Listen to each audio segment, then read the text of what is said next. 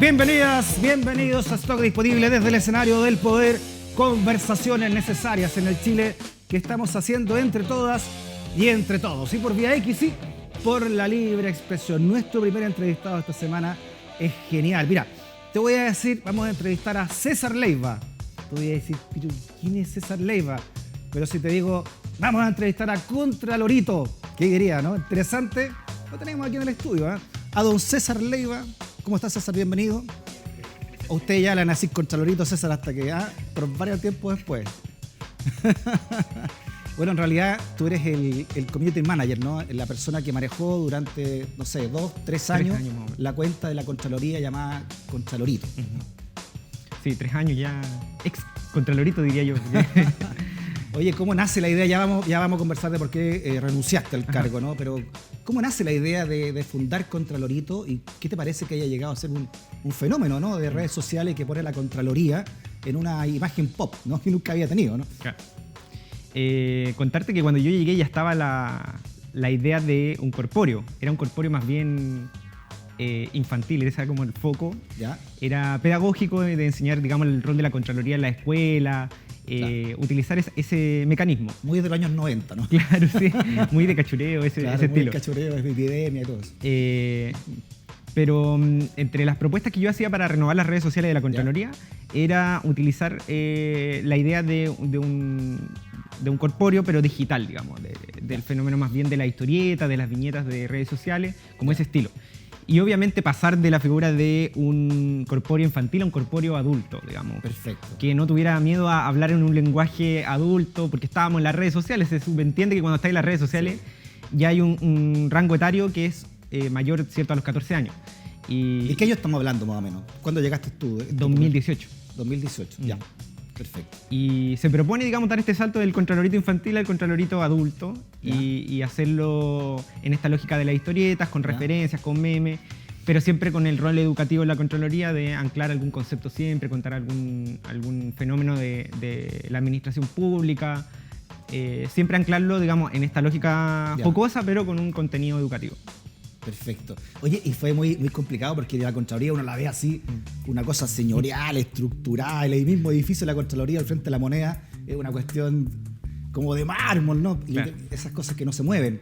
Meter este concepto de un corpóreo que se hace red social y además con un lenguaje muy irónico, ¿no? ¿Cómo te costó mucho? Ahí lo estamos viendo, ¿no? Ya parte ya del movimiento pop chileno, ya Contralorito. Sí, cuando yo llego a la Contraloría también tenía una imagen prehecha de ella, pues, de la institución. Yo era funcionario público antes también, del Ministerio de Energía. Y como a la mayoría de los funcionarios nos asustaban con la Contraloría, pues era como, no, la Contraloría te va a hacer un sumario, ten cuidado, no sé qué. Claro, era como una cosa uno severa. Desde que tomaban de razón tu contrato hasta, no sé, documentación que tú tenías que enviar a toma de razón o a revisión, estaba la Contraloría, pero siempre era como un concepto lejano y muy, muy, muy jurídico, institucional. Pero cuando llego a la Contraloría, claro, me topo un poco con esta imagen que tú dices que es más bien robusta y institucional, tradicional. Y me costó un poco de partida. Mira, esto es como una infidencia, la vestimenta. Yo llegué con una ropa así más bien, como estoy un poco ahora, un poquito más floreado estaba. Y como que te juro que... Bueno, estáis formal, digamos. Claro, me miraron desde la portería hasta todos. Pues. Claro, claro. Todos señores, me imagino, todos con corbata, así, con terno. Y bueno, no dejé ir con la ropa, digamos, semiformal, pero de hecho sí, duré una semana con corbata, pero después no di. Pero todos iban con corbata. El lenguaje, de hecho hay como una nomenclatura del lenguaje que le llaman el contralorístico, porque es un lenguaje de abogado, de derecho administrativo. Y me costó entenderlo también. Pues. Claro, muy formal, muy leguleyo todo. Claro, ¿no? todo leguleyo. Con palabras del siglo XIX y en latín, ojalá. Claro, y ahí mismo cuando uno va proponiendo, siempre fue un tira y afloja, porque al principio yo propuse como, traté de tirar toda la carne a la parrilla, me dijeron, vamos de a poco. Y obviamente me gané un poco el odio de un montón de abogados porque dijeron, no, ¿qué estáis haciendo con la comunicación de la institución? Claro. Había algo que decían que era siempre que la Contraloría hablaba a través de sus dictámenes. Ese era como el concepto. Es decir, siempre se habló de que la Contraloría, su comunicación estaba a través del lenguaje jurídico del papel. Pero esa no era la idea. Pues si cuando nosotros decimos la Contraloría habla a través de sus dictámenes, ¿a quién le llegan los dictámenes? A otros abogados. Eso es lo que te iba a decir, César, porque la Contraloría era un ente muy lejano, ¿no? Es muy importante, quizás el más importante en este momento de cómo está funcionando el país, ¿no? Pero era muy lejano. Y con ustedes, cuando asume Contralorito, ¿no? Y hacen toda esta campaña de reenlazar a la ciudadanía con la Contraloría, con Contralorito y tu cuenta, como tú la manejabas, comienzan a subir también, ¿no? Las demandas, las denuncias a la Contraloría. Sí, claro. El 2017 eran cerca de 7.000 denuncias las que nosotros, o sea, las que estaban hasta ese momento. ¿Ya? Y ya, imagínate que el 2020 llegamos a las 40.000. De 7.000 a 40.000, claro, en 3 años. Estamos hablando del promedio, o sea, del total anual. Ya. Eso es un montón, o sea, de crecimiento. Ya. Porque si tú ves el crecimiento exponencial que venían dándose los años anteriores, nunca había habido un salto tan grande. El tipo de denuncias también. A ver, por ejemplo, ¿que te acuerdas de alguna? Mira, es que hay de todo tipo. Desde denuncias que terminaron en derivaciones a fiscalía por indicios de fraude, digamos, o temáticas penales, hasta denuncias más bien de temáticas que tienen que ver con cosas de forma. Estoy hablando de, no sé, uso de las redes sociales, abuso de imagen en las redes sociales de parte de autoridades o de no sé, por ejemplo, alcalde, alcaldesa. Eso era muy, muy común. Un ejemplo de eso es que en algún momento nos llegó una denuncia de que a un usuario le habían bloqueado en Twitter, una institución. Y ahí se cambió la jurisprudencia también. Ya, vamos a buscar algunos tweets tuyos de anteriores para mostrarlo ahí también de Contralorito, mientras estamos conversando. Oye, ya, entonces tú comienzas a hacerte cargo de esta cuenta. Cuando tú te ponías algo en la cuenta, ¿te la avisaba a alguien? ¿Te la editaba? ¿Tenías que mostrársela, no sé, a alguna autoridad de Contraloría antes de hacerla pública? Eso fue como el periodo del 2018, cuando yo entro, digamos, todavía no conseguía la expertise del derecho administrativo. Obviamente no soy experto en derecho administrativo, pero sí sé entender el lenguaje. Y esa traducción también fue un proceso, o sea, del proceso de entender el derecho administrativo y traducirlo en lenguaje ciudadano. Fue todo el periodo del 2018 y ahí, claro, yo tenía la avisación. En ese tiempo era el jefe de gabinete que me daba el check. Perfecto. Pero cuando yo me entrevisto las primeras veces con el Contralor y con el jefe de gabinete para, digamos, empezar con esta estrategia, lo que yo les comentaba era que en las redes sociales tú necesitabas la menos cantidad posible de visaciones. Porque el fenómeno de las redes sociales es dinámico y es expedito. O sea, si nosotros tenemos un trending topic y nos queremos colgar de ese trending topic para poner un tema en tapete, no me sirve, no sé, 6 visitos buenos. O sea, Jorge Bermúdez, el Contralor General de la República, confió harto en ti, ¿no? ¿Tú tenías una relación con él más o menos cercana? Sí, yo creo que no se hubiese podido hacer lo que se hizo sin el apoyo de él, porque obviamente él, primero confió, segundo respaldó, porque también piensa que él es abogado y se rodea de la mayoría son abogados, abogadas, y algunos reticentes también a esto. Claro. Entonces tenía que poner en cierto modo piso a la iniciativa que él mismo también respaldó de un comienzo, porque sí, también fue parte de su idea, ciudadanizar las redes sociales. Tiene que ver también con... Interesante lo que hace Bermúdez, ¿eh? Porque es un cargo que o sea, en la nomenclatura de esos cargos es una persona joven, Bermúdez. Claro. O sea, que entiende, digamos, el valor de las comunicaciones, ¿no? El Contralor General de la República que vemos ahí en pantalla. Sí, esto se enmarca también pues, en una estrategia del cargo del Contralor, digamos, de su periodo. Él lo que propone entre su eje estratégico está el mejorar la difusión de la Contraloría, ciudadanizarla. Ya. Entonces, entre este paraguas de ciudadanizar la comunicación está el tema de las redes sociales. Perfecto. No es que sea solo el caso de la comunicación de redes sociales, sino que era un paraguas más bien general en el sentido de que, por ejemplo, los mismos documentos, se propone que haya un cambio en el lenguaje que sea mucho más entendible por la ciudadanía, que ya no sea un lenguaje jurídico. Perfecto. Entonces es una pega que también tienen que hacer los abogados, las abogadas, cuando hacen un documento, entender que ya no están comunicándose solo para los abogados, sino que un lenguaje que debiera entender cualquier persona. Sobre todo porque cuando las denuncias llegan a la Contraloría, ¿a quién hay que responderle? Al ciudadano que denuncia. ¿Y cómo le vaya a responder con este lenguaje jurídico? Si tiene que entender el por qué le estamos diciendo sí o no. Ya, César, pasan entonces de 7.000 a 40.000, ¿no? Cuando ya Contralorito se convierte en un personaje pop y tú sabes que todo poder conlleva un riesgo, ¿no? Y esto también me imagino que te fue haciendo complicado tu trabajo, ¿no? Por las presiones que ya hablaremos y que finalmente terminan en tu renuncia. Por ejemplo, este tuit que fue uno de los comentados de Contralorito, ¿no? Que tiene que ver con el ministro Mañalich, cuando la CNN pone que Contraloría envió oficio a MinSal para saber cuánto se pagó por el arriendo del espacio riesgo, y Jaime Mañalich responde nada, y ahí, ¿no? Contralorito dice: Hola, ministro. Efectivamente puede no haberse pagado nada aún, ¿no? Generalmente los procesos de pago son posteriores al servicio otorgado. Oficiamos para saber si hay montos comprometidos y cuántos. Es decir, órdenes de compra por arriendo de espacio, camas, insumos u otros. ¿Qué pasó? ¿Ah? ¿Cómo fue la interna de este tuit una vez que tú lo publicaste? Sí, si te fijas ahí en el tuit, dice que nosotros oficiamos. Por tanto, hay un proceso que es jurídico previo. Claro. Un proceso que tiene que ver con algo administrativo. Entonces lo que aparece ahí más bien comunicación, es un fenómeno comunicativo. Pasa que muchas personas confunden cuando nosotros decimos oficiamos, que yo Contralorito oficié, claramente yo no oficio. Claro. Hubo un oficio, en ese caso era de la Contraloría Regional Metropolitana, se oficia al Servicio de Salud para saber los montos, efectivamente, cuánto se había pagado por espacio de riesgo, cuál era el contrato. Porque el ministro lo que publica ahí efectivamente es que no se había pagado nada, pero deja un poco la sensación de que no se iba a pagar nada. Claro. O que no iba a tener costo, digamos, el espacio de riesgo. Finalmente, nosotros vimos posteriormente que había un contrato, que fue público. Y que estaba duplicado, según se representó en algún momento algunas cláusulas del contrato, de un segundo contrato, porque había uno que era un contrato general, un segundo contrato era de los montos de pago por servicios prestados, y ahí se evidenciaron algunas cláusulas duplicadas. Y se representa, es decir, se dice que no correspondía, o digamos que si lo quisiéramos decir en un lenguaje un poquito más fuerte, que era ilegal. Claro. Pero en ese momento, cuando se consulta, digamos porque ese tuit de Mañalich, él dice nada, pero la gente lo que hacía era citarnos ese tuit y consultarnos.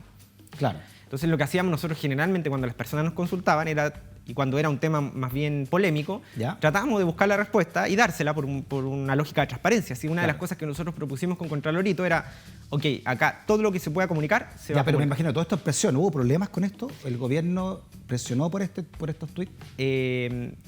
O sea, a mí no me llegó presión y eso yo también lo valoro en cierto modo. ¿A ti nunca te llegó una presión? No. Por todos los tuits que puso yo efectivamente Contralorito. Uno que otro comentario escuché, pero me llegaba por el lado. Pero presión desde arriba, que vendría siendo como la presión que me pudiese haber puesto el Contralor o algún tipo de persona de gabinete, no me llegó directamente, digamos, como presión. Y eso se valora porque en cierto modo lo que haces tú ahí es trabajar con libertad. Sin presiones, pero sí yo sabía que había molestia desde nosotros le decíamos desde el frente, porque estaba al frente. Claro, porque está al frente de la moneda. Oye, pero espera, entonces las presiones morían ¿dónde? La que si hubiesen en la jefatura de gabinete, en gabinete, o efectivamente en algunos casos me imagino que en el mismo Contralor. Claro. También el bajar el perfil un poco. Hay uno de Sebastián Sichel con el Banco Estado también, ¿verdad? Sí, claro. ¿Y ese cómo lo recuerdas? Sí, ese tu revisación. Porque aquí lo tenemos. Sí. Ese tuit yo... A ver, dice, déjame leerlo primero, ¿no? Déjame leer lo que dice... bueno, muchas gracias, Sebastián Sichel, por tu gestión, ¿no? Que ayudó a acercar Banco Estado a millones de chilenos. Éxito, dice, en lo que venga. Seguiremos trabajando para apoyar a todos nuestros clientes. El Pato apoyando la campaña política, ¿no? Gracias, Sebastián. Y usted le responde entonces, hola, Pato, Banco Estado. En relación a tu tuit, le recordamos, Banco Estado está bajo fiscalización de Contraloría. Redes oficiales son para fines públicos y no particulares, como de ser éxito a precandidato presidencial.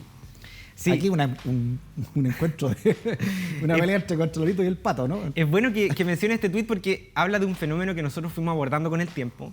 Y es que tratábamos de que los problemas de las redes sociales se solucionaran en redes sociales. Es decir, cuando había una polémica que se originaba desde un Twitter, desde una cuenta institucional o de autoridad, tratábamos de que se quedara ahí, digamos, que no escalara, porque finalmente si tú te pones a pensar, el que un abogado se encargue de una denuncia de esa y que empiece con todo un proceso, digamos, administrativo es complejo. Claro. Sobre todo porque estamos hablando de Banco Estado, que es una empresa del Estado y digamos, la fiscalización es un poquito más compleja. Entonces, ¿qué hacíamos nosotros? Y tratábamos de siempre tomar ese camino, era tratar de presionar más bien por la sanción social. Porque una sanción administrativa en esos casos es muy complejo, porque ya se había ido la autoridad, la responsabilidad administrativa, y sobre todo en una empresa pública es más complicado. Más aún por un tuit, cómo comprobáis ahí quién había dado la orden, es complejo. Sin perjuicio de que de todas las formas se hizo el proceso administrativo. Ahora, una pelea entre community manager también, ¿no? El que maneja la cuenta de Contralorito, o sea, tú, y el que maneja la cuenta del Banco Estado, el Pato, que era quizás quién, ¿no? Claro, a mí me da la impresión que también hay una petición, así como despidamos al expresidente. Ahora, si tú te pones a revisar las redes sociales de Banco Estado durante el periodo de Sichel, efectivamente había un sobreabuso de la imagen de la autoridad. ¿Se utilizaron las redes del Banco Estado por la imagen pública. ¿Sí? Sí, totalmente. Ahora, yo creo que ahí lo que tiene que haber pasado es que cuando asume Sichel, lleva a su equipo de comunicaciones, que es común también. Ya. Entonces, él tiene que haber privilegiado también la comunicación de las redes sociales enfocada en la presidencia, digamos, en la figura del presidente. Porque eso jamás se había dado. Si tú te fijas en las cuentas, o sea, en el periodo anterior no se había dado. Ahora, ese tuit específicamente, yo conté con toda la autorización, digamos, que era un tema que lo consulté, que lo encontraba bastante polémico, y cuando habían cosas así yo solía consultarlas, o si eran cosas con ministerio o ministro. César, bueno, ya hablamos ya del poder que tienen, ¿no? Recordamos el tuit, ¿no? el encontronazo con Mañalich, pero también con Sichel a través del Banco Estado. Y hay un punto de inflexión, me imagino, que fue este tuit que publica el diputado Coloma Junior, digamos, ¿no? Dice, o de la UDI, oye, Contralorito, ¿no? Dice, no encontraron ninguna forma mejor de perder el tiempo, tanta la necesidad de caer bien respecto de... A ver, explícanos bien esto, ¿no? Porque la Contraloría abre investigación por insulto de carabinero a una mujer. Y ustedes le responden entonces y le dicen, hola diputado, recuerda que nosotros debemos responder a los requerimientos tanto de diputados, senadores como de la ciudadanía. Esta solicitud de informe de Carabineros es precisamente una respuesta a denuncias ciudadanas. No solo cumplimos, dice, con hacer nuestro trabajo. Saludos. Comienza acá un distanciamiento con este diputado, que fue uno, parece, de los que más pidió después tu identidad, etcétera, ¿no? Sí. Toño Coloma, en todo caso, no era el primer tuit que hacía contra la Contraloría o contra Contralorito. Yo creo que el problema de él no era Contralorito, sino que era que él no le gusta la gestión de la Contraloría. Entonces, claramente la enfoca. Iban por Bermúdez, en el fondo. Claro. Quizás no le gusta la gestión de Bermúdez o no le gusta Bermúdez en sí. Hay algo que siempre repite Bermúdez, y es que a nadie le gusta el control. Obviamente, cuando él representa a un conglomerado que está en el poder y que es controlado por la Contraloría, quizá el problema no es la mascota de la institución, sino que es lo que hace la institución, que es el control y la fiscalización. Ahora, ese tuit, efectivamente, él critica nuestro actuar frente a Carabineros. Estábamos en un periodo desde octubre, digamos, hasta febrero, en que nosotros nos vimos presionados institucionalmente con muchas denuncias hacia Carabineros, digamos. Después del estallido social fue todo esto.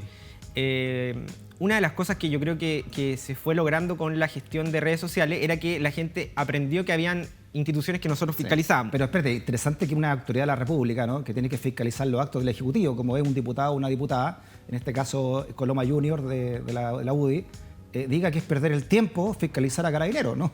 Sí, claro. En beneficio de la ciudadanía, eso es muy llamativo, ¿no? Sí, una de las cosas que creo yo que es errada en estos casos es que ellos creen que nosotros al fiscalizar estamos atacando a la institución o atacando a algún tipo de autoridad, y es todo lo contrario. O sea, si ellos quieren a la institución de Carabineros, si ellos quieren que mejore, ¿qué mejor mecanismo que la fiscalización? O sea, si tú te fijas en el trasfondo de esa fiscalización, lo que se está buscando es que ese carabinero que tuvo un comportamiento equívoco, digamos, o irregular, se corrija a través de una sanción o a través de que se transparente el proceso o el procedimiento de actuar de los carabineros. ¿Qué pasó ahí? Cuéntanos un poco cómo empezaron entonces los roces y hacia Contralorito, quienes tú ves en el fondo querían atacar la Contraloría, ¿no? ¿Desde quiénes? ¿Desde qué sectores? ¿Qué otros te acuerdas puntualmente? Yo recuerdo que en algún momento a Van Rieselberghe se le pregunta qué le parecía a Contralorito. ¿Ya? En ese momento ella era presidenta de la UDI. La senadora presidenta de la UDI. Claro. Ella dice que le parecía que no le hacía un favor a la Contraloría, que era una imagen muy jocosa y que le quitaba seriedad. Ya. Nosotros siempre tuvimos, en cierto modo, esa crítica al comienzo, que era que la seriedad de la institución se podía ver en juego.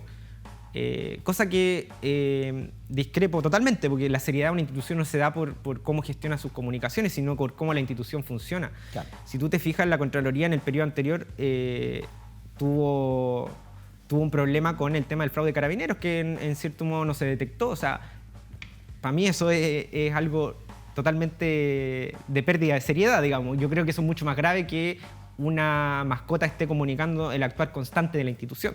Ya. Sobre todo si esa mascota te permite aumentar las denuncias y evitar los riesgos de que se te pase por el lado una denuncia. ¿En qué momento la UDI comienza a pedir tu nombre por transparencia, tus datos, ¿no?, para saber quién está detrás de Contralorito, y cómo influye también eso en tu vida y en el trabajo que estás realizando? Sí, posterior a ese tuit de Coloma, yo creo que él se tiene que haber quedado muy enojado por la respuesta que le dimos. Porque si te fijas, la respuesta tiene más retweets y más digamos, me gusta que el comentario que hace él. Entonces, cuando nosotros le respondemos, sale la prensa. Obviamente, en cierto modo, lo que queda ahí transparente es que finalmente no era algo tan ridículo el haber oficiado a Carabineros. Porque nosotros oficiamos a Carabineros no solo por eso, sino que por un montón de otras situaciones que se pueden ver más graves que un insulto desde una radiopatrulla. Que para mí igual es importante. Creo yo que si le afecta a las personas, y habían cientos de denuncias por esa situación. Entonces, ¿cómo tú no le vas a dar respuesta a esos cientos de personas? Pero creo yo que cuando empieza el ataque, digamos, ya directo, es cuando el mismo diputado Coloma pide vía transparencia. Y no lo pide vía transparencia, yo creo que ese es el gran problema. Él lo pide vía oficio. O sea, ¿qué está diciendo ahí? Yo ocupo mis facultades de fiscalizador para hacer una acción fiscalizadora. O sea, que no tiene ningún sentido, porque mis datos estaban por transparencia, él los podía solicitar vía transparencia, pero él emana un oficio de diputado. En el fondo quiere poner un pie encima, ¿no? Sí, yo lo vi o lo sentí así, lo sentí un poco como un poco abuso de poder, porque si un diputado te está pidiendo vía transparencia tu nombre, lo que estás diciendo ahí no es solo la acción, sino que lo que comunica de fondo. Que... No, él quiere poner las jinetas encima de su cargo y pedirlo por vía diputado, ¿no? Claro. No vía transparencia, cualquier ciudadano la puede pedir, me imagino. Sí. O sea, por transparencia un montón de veces lo habían pedido antes, pero nunca con ese revuelo público. Menos por un diputado. Y yo creo que lo de fondo es que también él sabía quién era yo. O sea, no creo que haya sido algo inédito. Si un montón de veces antes ya me habían citado un tweet o me habían increpado, no creo que haya sido algo desconocido para él. Tu nombre ya era público a esa altura. Claro, o sea, no era alguien... Se sabía quién era Contralorito de fondo. De hecho, si no mal recuerdo, en 2018, cuando yo ingreso a la Contraloría, sale en la segunda y en un par de medios más, en la tercera también, que yo me había ido del Ministerio de Energía a la Contraloría, que era como un fichaje de Bermuda, una cosa así. Entonces no era algo desconocido, él sabía quién era yo. Más bien lo que hace ahí es una acción comunicativa y pública para lo que dices tú. Como en cierto ¿Lo sentiste tú eso como un amedrentamiento o una idea de amedrentamiento hacia tu trabajo? Sí, porque al fin y al cabo lo que termina haciendo él es poner énfasis en la persona que está detrás de la comunicación y no poner énfasis en lo que él quiere criticar, que es la gestión. O sea, él podría haber criticado, en ese caso, a Bermúdez, o haber criticado a la Contraloría, o al Contralor Regional, no lo sé.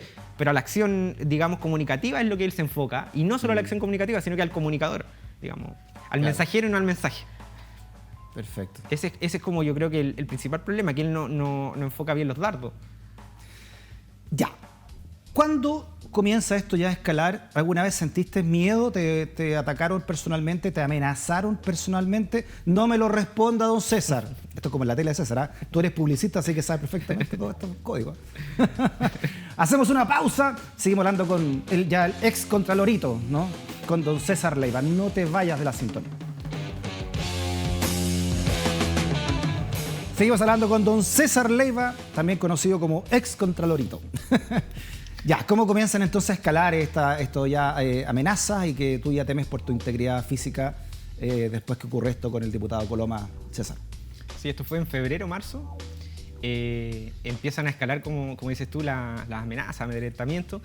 Y en algún momento, por ejemplo, compartieron mi dirección, mi domicilio, hasta con número de departamento y todo. Y eso ya como que obviamente me generó algún tipo de resquemor. Y empiezan los ataques... digamos, a subir fotografías mías, personales, dónde transitaba, por ejemplo, en bicicleta, ese tipo de cosas ya como que se volvían más complejas.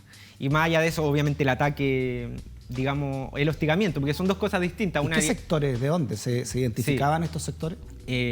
Patriotas. Esa es como la categoría que yo puedo... Ultraderechista. Ultraderechista, seguidores de Kast, de Trump. Y su foco estaba principalmente en atacarme, aludiendo a que, según ellos, yo era un extremista zurdo. Ese era como el concepto que ponían para catalogarme. Y atacando esa posición que ellos presumían política, digamos, también atacaban, digamos, desde la lógica de amedrentarme, compartiendo dónde vivía, dónde transitaba, los horarios que yo salía de la Contraloría. Aparte, obviamente, uno es público, digamos, el lugar donde uno trabaja cuando trabaja en una institución pública. Eso fue en febrero, marzo. Efectivamente, ahí se me presta apoyo de la institución. Me dicen, efectivamente, si quiero poner algún tipo de denuncia, que está el abogado de la institución disponible. Pero para ese procedimiento había que digamos, hacer un barrido por todas las redes sociales y guardar el registro de la amenaza, los amedrentamientos. Y en algún momento yo dije, no puedo hacerlo, creo que me sobrepasa, prefiero dejarlo. No le tomé el peso en ese momento quizá. Y empieza la pandemia y se olvida un poco el tema.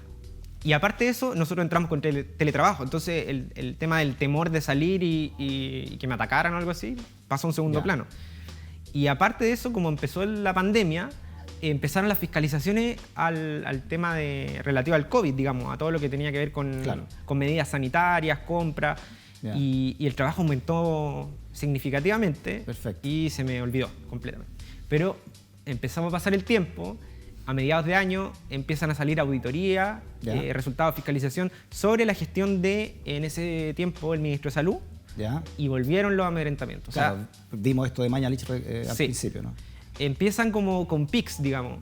O sea, en la medida que la Contraloría va haciendo su trabajo, tú ibas recibiendo más presiones. Ese fue, creo yo, el principal problema que yo pude ver el año 2020, que era cada vez que nosotros sacábamos una auditoría, una fiscalización, algún tipo de dictamen que le afectara, digamos, a algún sector, ese sector atacaba. Perfecto. En algún momento pasó con Mañalich, con el tema de la cifra epidemiológica. Yo creo que eso fue un momento y también te encontraste con Kast de frente, ¿no? Que decía que por qué tenían un trato, según él, con Jaude de otra manera y con ese fue, digamos, el ellos de otra, ¿no? El momento culmine que quizás me llevó a evaluar la renuncia y después tomar la decisión. ¿Qué te dijo entonces Bermúdez cuando renunciaste? Que lo lamentaba, obviamente él pensaba que yo iba a continuar con él durante el periodo, digamos, y que yo tampoco quise darle tanto énfasis en el tema del hostigamiento, porque tampoco es algo que él tiene que estar al tanto al 100%, digo, él no ve las redes sociales todo el día, pero era mi trabajo estar todo el día en las redes sociales, por tanto, los mensajes los tenía que ver sí o sí. Sí, claro. ¿Sentiste miedo por tu integridad? Más que miedo sentí agobio, porque cuando tú estás revisando las redes sociales institucionales y en vez de dirigirte a ti como Contraloría, me decían César Leiva, por ejemplo. Eso es como amedrentamiento. Claro, también. Entonces era como constantemente César Leiva, tú que ganáis tanto, ¿por qué no fiscalizas a Jadwe? ¿Te mojaron? No sé. Y me compartían mi sueldo, entonces ese tipo de cosas después de un tiempo ya te agobian. Pero con el tema de Jadwe fue particularmente fuerte porque pasa un día, no sé, jueves, viernes, y durante todo el fin de semana yo justo me había pedido un par de días administrativos, me fui con mi familia a una parcela a descansar y empecé a notar que me empezaron a llegar mensajes a través de Instagram, a través de Twitter, criticándome que no habíamos compartido nada de lo de Daniel Jadwe. O sea, de partida yo estaba de día administrativo, no tenía mayor injerencia en lo que se publicaba, pues estaban mis compañeros, digamos, reemplazándome mientras yo estaba de día libre. Y más allá de eso era un tema de fiscalía. Era un tema que no era de Contraloría, era de Fiscalía y además una filtración. O sea, de ninguna forma nosotros nos pudiésemos haber hecho cargo de una filtración y segundo de un tema que está viendo otra institución que ni siquiera fiscalizamos nosotros. ¿Y ahí tú dijiste ya yo no sigo en esto? Sí, claro, y estuvo el fin de semana, si no mal recuerdo, eran 3 tweets que sacó Kast. Y después en algún momento dice como Contralorito se te cortó el internet, no sé qué. Claro. Y cada vez que él publicaba algo contra Contralorito, sus seguidores no le reclamaban a Contralorito, pues me reclamaban a mí. En mi cuenta. Y César, entonces, por último, ganaron los malos, ¿no? O sea, los que están en contra de la fiscalización de Contraloría y del personaje, ¿no?, que había popularizado también la gran función que cumple en una república, una Contraloría General de la República, ¿no? Yo creo que no, porque la labor de la Contraloría va a seguir haciéndose. La labor fiscalizadora de control. ¿Sacaron como querían? Claro. Ahora, yo no soy reemplazable. Probablemente la persona que llegue ahí va a venir con más ganas, con más fuerza. Muy bien. Y ojalá así sea. Ojalá que no pierdan la energía. Quedan 3 ilustradores en la Contraloría que trabajaban conmigo. Ellos siguen trabajando ahí, siguen dándole vida a Contralorito. Perfecto. Van a tener que reinventarse quizás un poco en cómo comunican para darle un nuevo refresh. Muy bien. Pero no pueden dejar de lado lo que se ganó ya, que creo yo que es que las personas consulten a la institución y la institución transparentemente cuente lo que estamos haciendo. Bueno, déjame felicitarte también y me imagino que también muchas personas que te están viendo en esta entrevista también lo quieren hacer, ¿no? Por lo que la gran labor que se hizo en estos años cuando tú eras el community manager y esperamos también que esto, como tú dices, siga. Así que, César, gracias por haber venido a Más Institutano. Muchas gracias por haber estado acá. No, gracias a ustedes por la invitación.